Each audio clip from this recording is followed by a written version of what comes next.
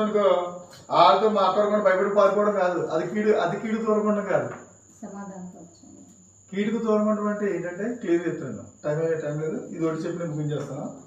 కీడుకు దూరం ఉండడం అంటే ఏంటంటే గొడవలకు దూరం ఉండడం కాదు. గొడవలు అంటే లోక సంబంధమైన వాటి విషయంలో గొడవలు అవుతున్నాయనుకోండి, ఏదో నీ సొత్తు ఎవడన్నా దానికి పర్లేదు, దానికి ఏం అడగదు. నువ్వు నీ యొక్క ఆత్మీయ జీవితం గురించి ఎవరైనా ప్రశ్నించాడు అనుకో, వాడికి ఖచ్చితంగా మన సమాధానం చెప్పాలి. కీడుకు దూరం ఉండడం అంటే ఏంటంటే ఇతరులకి హాని చేసేవి ఏదైనా సరే అటువంటి మనస్సు ఏది కూడా నీ హృదయంలో రాకుండా చూసుకో, అది దాని అర్థం.